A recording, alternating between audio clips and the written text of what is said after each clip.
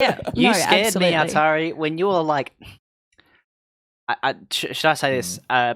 Basically, you're like, unless It's a problem we needed to solve 15 years ago. Yeah, If we absolutely.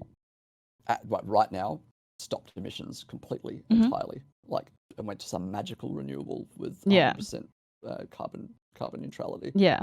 we'd still be feeling the effects of Yes, CO2 because there's buildup over that the time last lag. 40 years. Yeah, there's that So lag of we're it. currently dealing with the early 80s Mhm. CO2 levels. Yeah, absolutely. So, yeah. well, you're lying. You're getting paid off by Oh my God. environmentalist like lithium battery companies to sell more lithium. Do you want to Liar. know what my favorite argument against like conspiracy theory stuff is? I read this thing. It was like a Reddit post or Cole's something. friendly. Cole's good. But what? Okay, Joking. Scott Morrison. Yeah, that's a joke.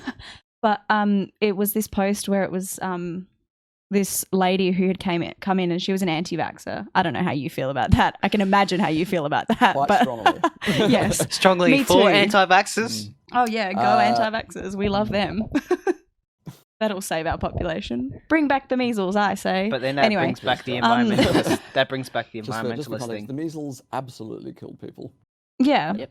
Anyway, And but people need to consider that. this woman, she had this anti-vaxxer who came in. She was like a nurse's assistant or something. And she had this anti-vaxxer mum that came in and was like, I don't want my child to have that, blah, blah, blah. Like, it was quite clearly an American-based thing because of her rebuttal. But this lady was kind of going crazy about like, I don't want my baby to have like these vaccines. I think it's going to be bad. And so the nurse's assistant, being like educated in all of this, was like, oh my God. And then so she turns around and she's like, what if that's just China feeding you that information because they want to weaken our population? Like, what then? And the lady was like, oh my God, give me the vaccines. Do it right now. That's hilarious. And this woman was like, look, it was the biggest bullshit I've ever talked in my life, but man, it worked for the good. Yeah, this whole China and I think thing that's is funny. absolutely crock of crap.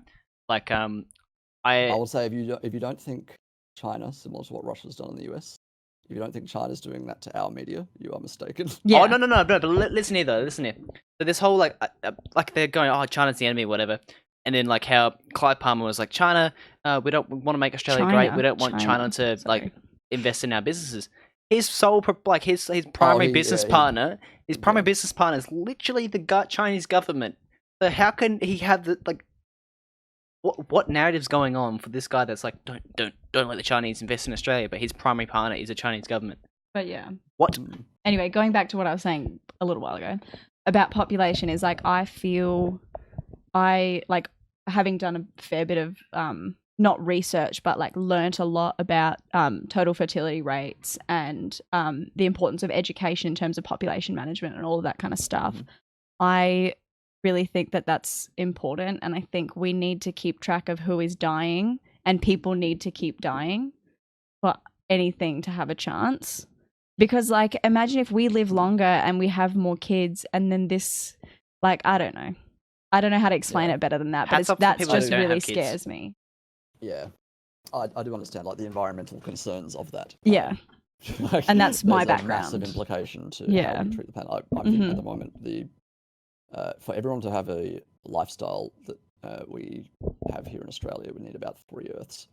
Yeah. Yes, I have this quiz that I did in first year, and I think it's really fun, and I think everybody should do it that's listening. But it's like your ecological footprint quiz, and you do this little activity. Basically, it's all animated and everything, so it looks all fun and games. But you put in like how much meat you eat per week, where you get your food from, takes a lot off. how far you travel, what you travel with, all of that kind of stuff. And it calculates it all, and it gives you your Earth overshoot day, which is like when you would have killed the Earth by living. And then it also gives you how many it gives you how many planets or how many Earths it would take and that sort of thing. It's yes. So like I did it in first year. That was back when I ate meat, and I was 2.5 Earths. And now I don't eat meat wherever possible. There's some anyway. That's on my things I absolutely should switch to. But yeah, I like it feels tough until you do it, but I promise you, vegetarian food is delicious.